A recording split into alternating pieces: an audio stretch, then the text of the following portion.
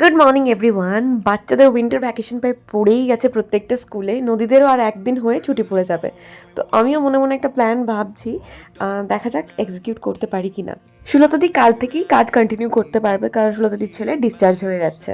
Finally এই winter ভ্যাকেশনটা আমি আমার নিজের মনের মতো করে কাটাতে পারবো।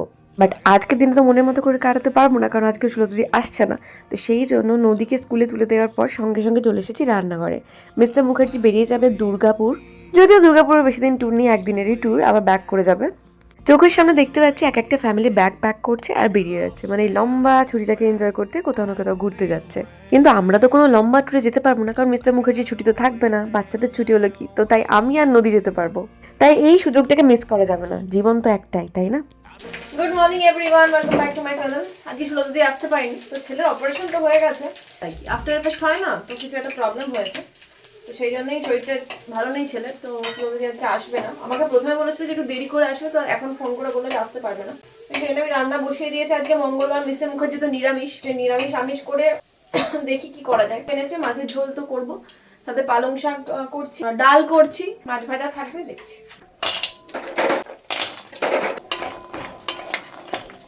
রান্না করা তো কোনো প্রবলেম না, বাট এই এক একজনের জন্য এক এক রকম রান্নাটা সব থেকে বেশি প্রবলেম হয়। তো আপনাদের বাড়িতেও এই ভেজ নন ভেজের ব্যাপারটা কাদের কাদের রয়েছে কমেন্টে জানাবেন। মানে একই দিনে একজন ভেজ খাবে, একজন নন ভেজ খাবে। বিশ্বাস করুন, আমি রান্না করতে এত ভালোবাসি, আমি না রান্নার লোক রাখতে একদম প্রেফার করি না। কিন্তু আমি যখন থাকবো না, তখন বাড়ির রান্নাগুলো কে করবে? সেই একটা কারণেই রান্নার লোক রাখা। বেশিরভাগ দিন দেখবেই আপনারা জিজ্ঞাসা করেন যে তুমি কেন রান্না করো? কারণ আমি রান্না করি আর আমার মানে রান্না করতে ভালো লাগে। রান্নাটা কারোর উপর ছাড়তে আমার ইচ্ছা করে না।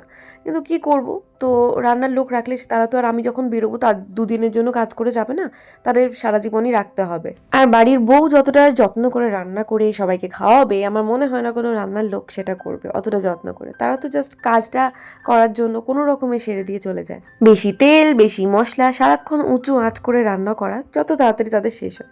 স্বাভাবিক, তারা তো নিজেদের এই কাজটা বাদ দিয়েও আরও অনেক কাজ আছে, তাদেরকে সেদিকেও ফোকাস করতে হবে। এই সংসারটা যেমন আমার, এর উপরে জাস্ট টাইম ইনভেস্ট করলে আমার লাভ হবে, বাট ওদের তো লাভ হবে না, সেই ভেবেই চলে আর কি।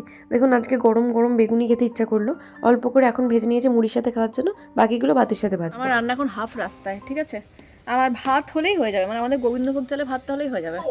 বাবার ভাতটা হয়ে গেছে, মাছের ঝোল, পালং শাক দিয়ে ঘন্ট, মাছ ভাজা তো রয়েছে, ডালমা, বেগুনিটা তখন গরম গরম ভাজবো। এই এখন অল্প দুটো ভেজে নিয়ে এসেছি মুড়ি খাওয়ার মতো, তো এখন মুড়িটা খেয়ে নিই। পালং শাক দিয়ে মুড়ি মেখেছি সারাউড়োর মধ্যে, যদিও আমার দিদিভাই খেত চচ্চড়ি দিয়ে মুড়ি, ছোটোবেলায় দেখেছি, কেমন লাগছে এখন খেয়ে দেখি।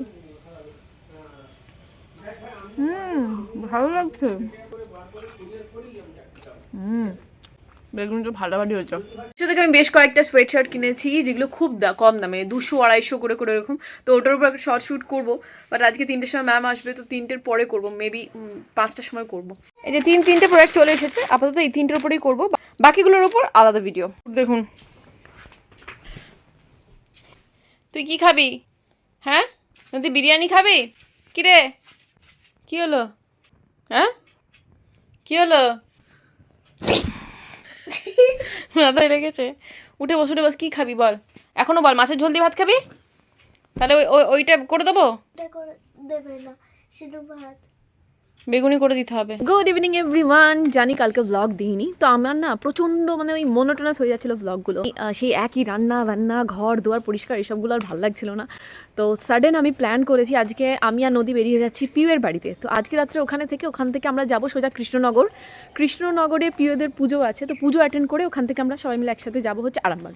নদীর ছুটি পড়ে যাচ্ছে শুক্রবার থেকে, একটা দিন স্কুল মিস হবে, তো মাঝে মাঝে এরকম একটা স্টেপ নেওয়া দরকার। তাই আমার ওখানে চেনাশোনাও আছে, তো হোমওয়ার্ক কালেক্ট করতে আমার বেশি টাইম লাগবে না, কিন্তু পুজোটা মিস করে যাবো সেই জন্য। আর কোনোবারেও যাইনি, অনেকবার বলেছিল, বিয়ে থেকে বলেছিল যে একবার আসবি পুজোতে, ওদের নিজেদের বাড়ির পুজো, কালী পুজো হয়, পৌষ কালী পুজো যেটা হয়, কোনোবার অ্যাটেন্ড করা হয়নি। তো এবারে আমি আর নদী যাব আজকে দিনটা পিউর বাড়িতে থেকে, কালকে সকালে আমরা সোজা যাবো হচ্ছে কৃষ্ণনগর। আমি একবারে আরামবাগের জন্য ব্যাগ গুছিয়ে নিয়েছি, মেবি ক্রিসমাসটা আমরা ওখানেই কাটাবো, মানে ওখানেই সেলিব্রেট করবো আর কি। শুরু হচ্ছে একটা ইন্টারেস্টিং ব্লগ, মানে পিউর বাড়ি আপনারা কোনোদিন দেখেনি, পিউর কলকাতার বাড়ি বলছি না, কৃষ্ণনগরের বাড়ি, যেটা কালকে মোস্ট প্রবলি দেখতে পাবেন। ওকে,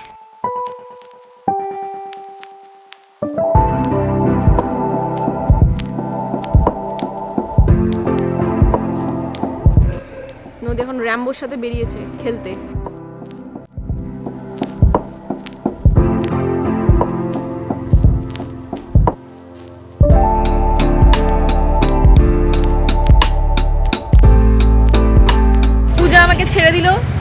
বেহালা ম্যাক্সের সামনে আমি নদীকে এখান থেকে কিছু একটা খাইয়ে তারপরে নিয়ে যাবো। চলো, ওকে আমরা উবের পেয়ে গেছি এখান থেকে। মোটামুটি দেখাচ্ছে পৌঁছবো 8টা নাগাদ, এখন 7টা বাজছে, সরি 6:30 বাজছে। এই যে মাঝখানে নদীর খিদে পেয়েছিল, ওকে একটু চিকেন পপকর্ন আর এই ড্রিঙ্কসটা কালাখাট্টা ওটা দিয়ে দিয়েছি, খেতে খেতে এখন যাচ্ছে।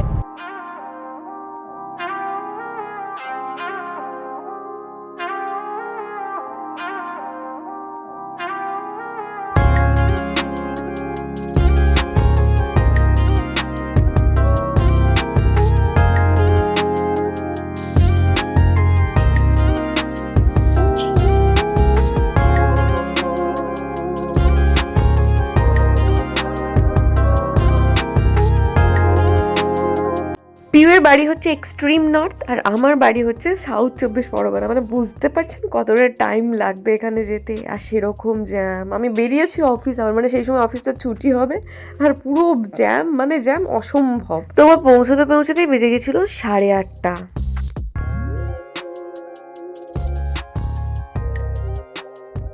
তুমি কি এক্সাইটেড বুটির সাথে দেখা করার জন্য?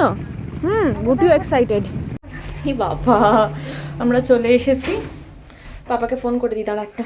এই বুটির সাথে বন্তুর দেখা হবে, মান্তুকে দেখে কতটা এক্সাইটেড হবে। কলিং বেল বাজাও, বাজাও কলিং বেল বাজাও। দুজনে কি দেখছে দেখুন, এসেই আজ কি রাত শুরু হয়ে গেছে। আজ কি রাত? হ্যাঁ, আজ কি রাত দেখছিস? এটা লাবুবু, এটা তুই কিনেছিস? কোথা থেকে কিনেছিলিস? এটা বাজে? লাবুবু বাজে কি করে? লাবুবু তো বাজে না। লাবুবুটা নয়, অন্য পুতুল। ও, আর মান্তু ভয়ে এখানে ঢুকে গেছে লাবুবু দেখে। Labubu Labubu Labu Labubu. ওই আমারটা আবার ব্ল্যাক কালারে এসেছিল, খাদ্য দূর করে দিয়েছি সঙ্গে সঙ্গে। তোকে আবার কমেন্ট করবে তোমার বোনের আলমারি কি সবসময় খোলা থাকে। খোলা থাকে তার কারণ হচ্ছে আমি কমেন্ট মিস্ত্রিরা এমন বানিয়ে দিয়ে গেছে ওটা আর বন্ধ হয় না। তোরা কি খাচ্ছিস? মাংসল দিয়ে ভাত। তুই পুতুলটাকে দেখাও। ওরা একটা নিজেরাই ভূত আবিষ্কার করেছে পুতুলের মধ্যে। নে নে নে, গপাগপ। চিকেন আর আমাদের বেস্ট খাবার দেখুন রাত্রেবেলার, আলু ভাতে ডাল আর ডিম ভাজা। আহা, তুই আমাকে কাঁড়ি খানেক ভাত দিয়েছিস যে তুই। আচ্ছা, আমরা এখন বেরিয়েছি রাত্রে হাঁটতে। এখন হচ্ছে 11টা। পিয়েদের এইটা তো বেশ সিকিওর, আর অনেকেই হাঁটছে দেখছি। তো আমিও বেরিয়ে পড়লাম, বললাম চল একটু হেঁটে আসি। কালকে কৃষ্ণনগর বেরিয়ে যাচ্ছি দুপুরের দিকে, তো সেই জন্য আর হাঁটাহাঁটি হবে কিনা তা ঠিক নেই। তবে এখন মানে রাতের দিকটা একটু বেশ ভালো ঠান্ডা লাগছে। যখন এসেছিলাম একদম ঠান্ডা ছিল না, আর ওদের ঘরের ভেতরটাতেও একটুও ঠান্ডা নেই, কিন্তু বাইরে যখন বেরিয়েছি তখন হালকা ঠান্ডা লাগছে। এবার হাওয়াটা দিচ্ছে। আমরা এখন জিম করতে এসেছি রাত্রিবেলা। অনেক এক কারি ভাত খেয়ে নিয়েছি, কিন্তু কোনটা কীভাবে কই করতে হয় পিও, এইটা কী হবে এইটা দেখি। এটা যে ঘাড়ের ওপর কিছু পড়ে যাবে না তো? করে দেখি। হরে কৃষ্ণ। তো না, কিছু একটা টানাটানি কিছু করতে হবে মনে হচ্ছে। হ্যাঁ, এটা কি হচ্ছে? এরকম করে ব্যাক সাইড। এটা ভুলভাল বসেছি আমি, এরকম আওয়াজ হবে দুমদাম? তা জানি না। এই পায়ের কিছু কাজ নেই? না। পায়ের কাজ যায়, আমার পা গুলো মোটা। ওই যে ওইটা। এইটা না? হরে কৃষ্ণ। মা এদিকে পড়ে পিও। আরে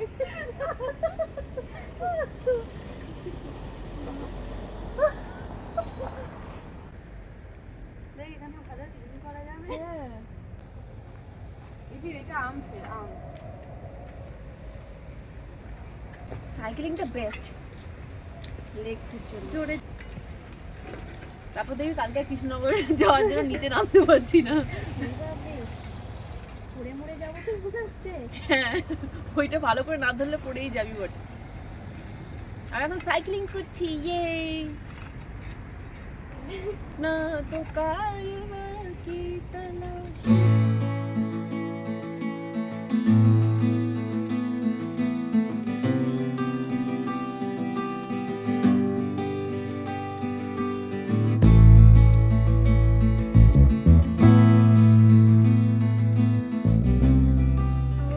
পিউ আজকেই মোটামুটি পা কমিয়ে ফেলবে যা বুঝতে পারছি। নাইটি পরে ওয়ার্কআউটের প্রথম জীবনে প্রথম কেউ লং স্কার্ট পরে এটা ওয়ান পিসের উপর সোয়েটার পরেছি। ওয়ান পিস পরে পিউ সাইকেলিং করছে, দেখুন কি সুন্দর করেছো। এবার এই দুটো ঝুঁটি ধরে ঘুম পাড়ানো হবে। চল চল। কে আসবে হুম বুটি বুটি নাই শুয়ে পড়ো গিয়ে, কালকে সকালে আবার কৃষ্ণনগর যেতে হবে। ছোট মাসি হিমাদ্রি মেশো, যাবে তোমরাও? আমরা যাবো কি জানি দেখছি। হ্যাঁ যাবো।